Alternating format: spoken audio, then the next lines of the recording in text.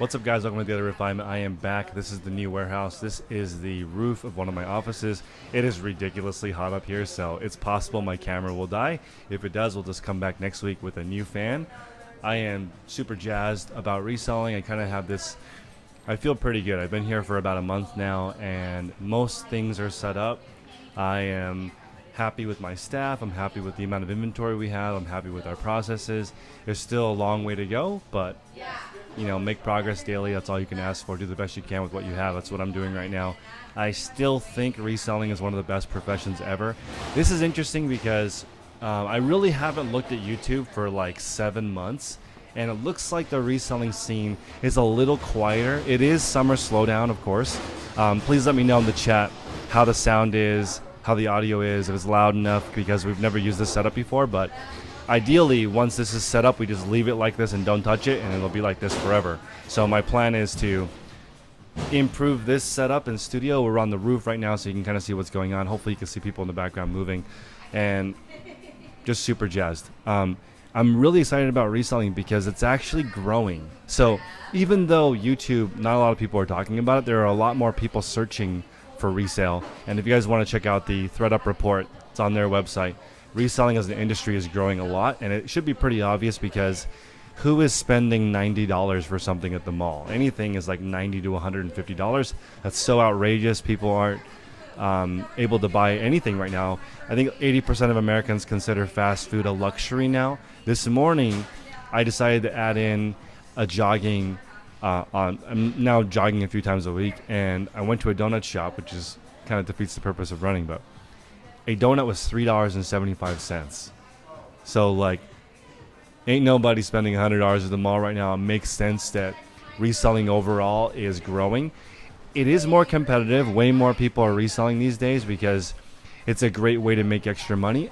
I don't know if I can go as far to say it's a great way to make a living, because there's one big problem with reselling. I'll go over it a little bit later, but I don't know if I can say it's a great way to make a living anymore because, well, we'll just get into it. I think that sourcing has become much more challenging, and sourcing is a full-on, full-contact sport that requires 100% of your focus, and it's becoming harder and harder and harder to get the inventory that you need.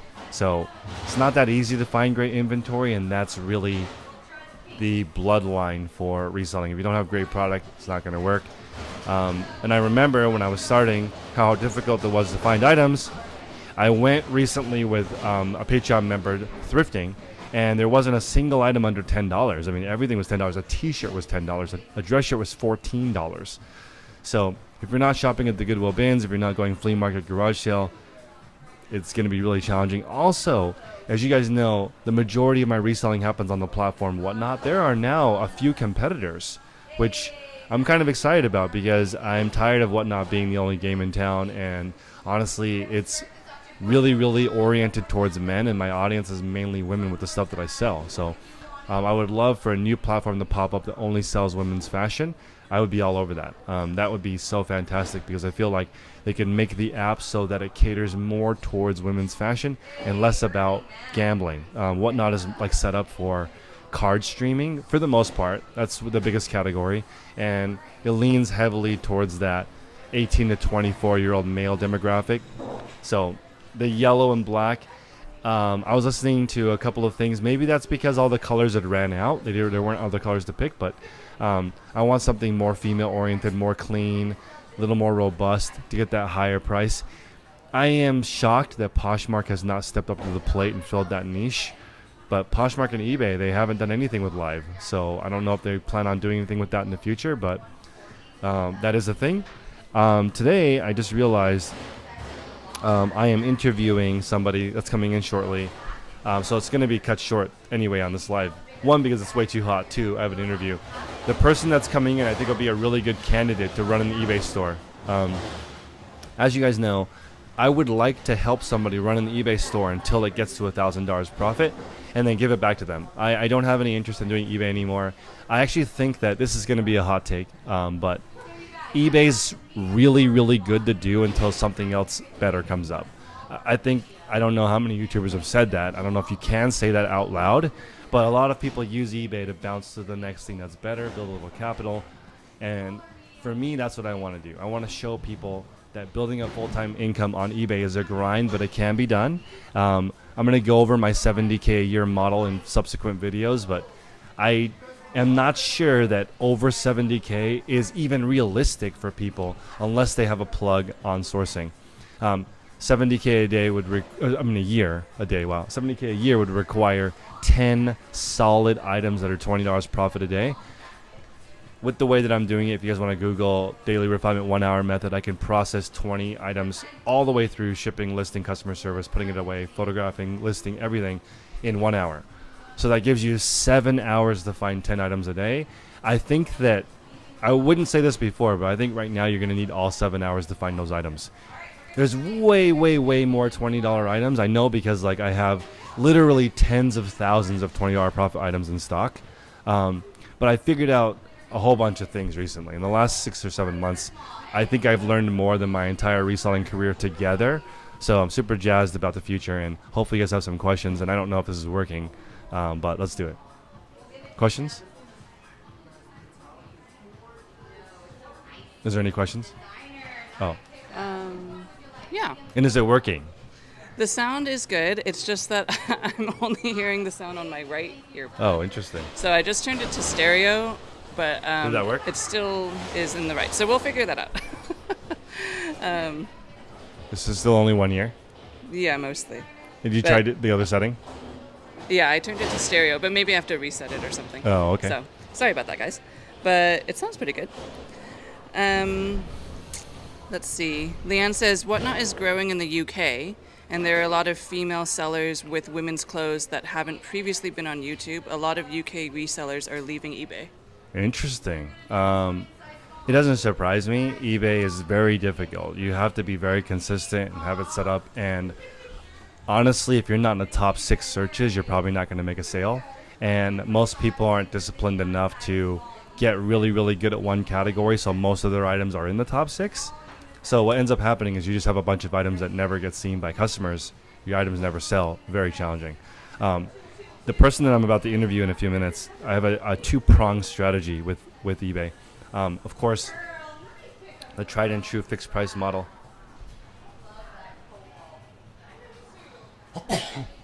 Excuse me. I'm going to combine the tried and true fixed model with a little bit of auction style.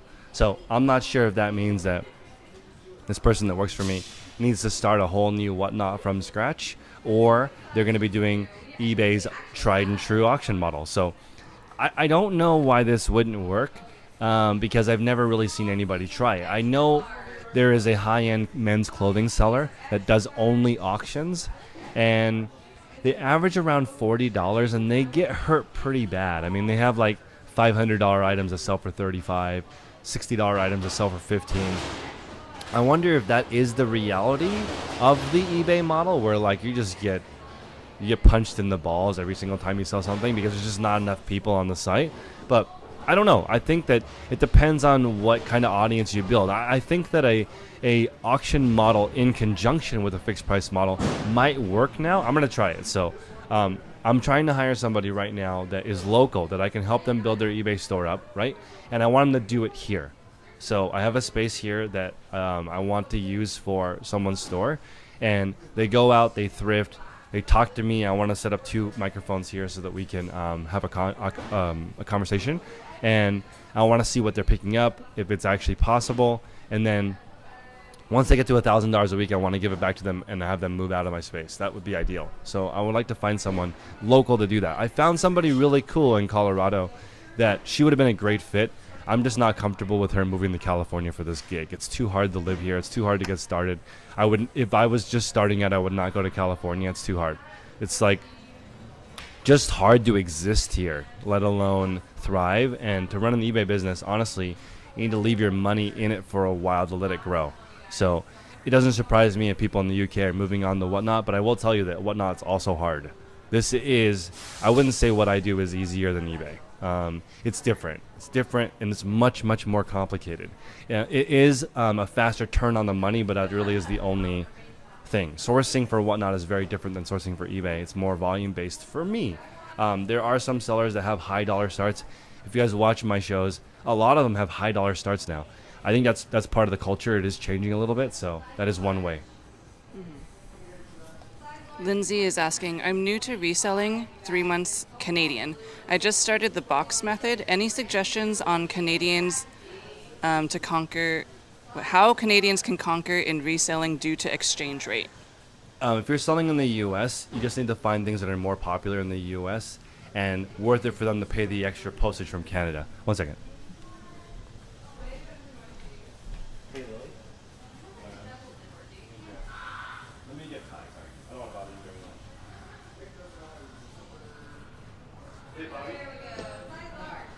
very much. Hold on one second, guys. He's always working. How's everyone doing? Sorry, my interviewee is here. We'll go. Okay. We'll go 5 minutes. Okay. So the Canadian resellers. So with the Canadian resellers, it's quite challenging because when you are trying to sell from Canada into the U.S., I don't know. I don't know a lot of Canadian resellers I'm sorry, I don't talk to a lot of Canadian resellers these days, but from my understanding from previous conversations with Canadian resellers is a lot of them either drop their items off in the U.S. to go through the post office, or they had a service that did that.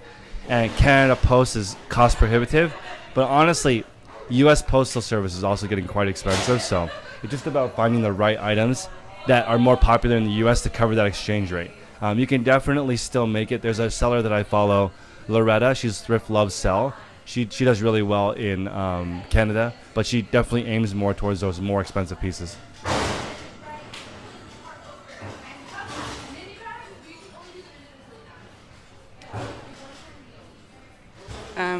OPAM is asking, Chris, I'm new to Whatnot. I've been selling for about 2 months now. Yep. I noticed that Whatnot has a lot more scammers, buyers, and sellers. How do you combat that? I don't think that's the case. To give you an idea, last month I had 20,000 unique customers, and I'm still small on Whatnot, so I don't see that as being the case. I think I had one or less scams. It depends on what category you're in, right? There are scammers on Whatnot, but it's a really low situation because you have both your credit card, Whatnot, and the seller to resolve your problem. So it's not a problem in my opinion. The scamming on Whatnot is not something to be concerned about. They have a really good trust and safety team. They ban people immediately when there's an issue. In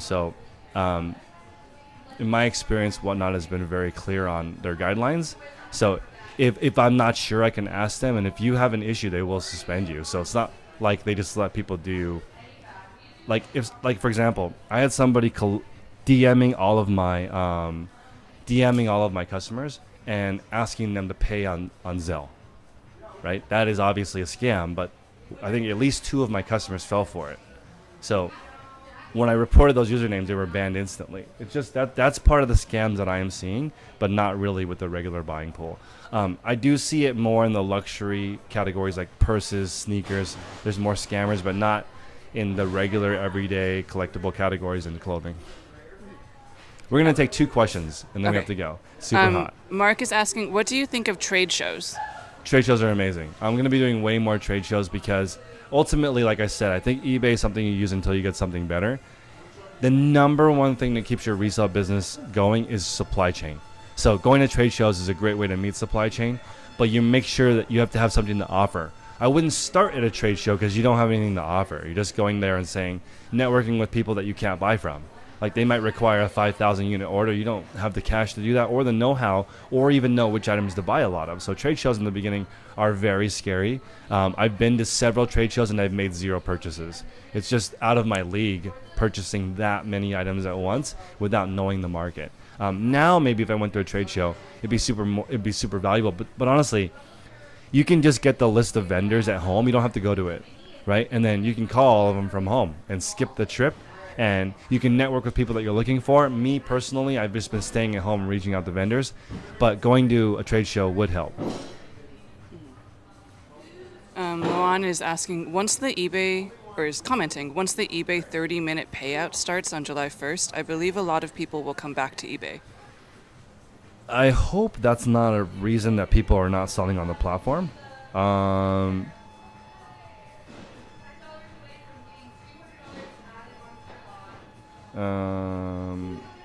I think that instant payout. If I wonder if Uber has that. I'll have to look. If Uber or like Uber Eats drivers or Instacart drivers can get paid in 30 minutes. I know on Poshmark you can get paid instantly. I don't know if that would be a reason to sell on the platform though, because it's already just like 1 or 2 days to get paid, and I don't think that would prevent somebody from selling on eBay. Like, I don't know though. Let me know in the chat if you don't sell on eBay because it's not 30 minutes, but for Whatnot it's 1 or 2 days to get paid. I think that's reasonable if you have early payout. Otherwise on Poshmark or Whatnot, you have to wait until it's delivered and then you get it back. But we're going to call it, guys. I will see you guys next week. We're going to do it on Tuesdays at this time. Let me know in the chat if you like it. Email me at chris@dailyrefinement.com, and we'll see you guys next time. Bye.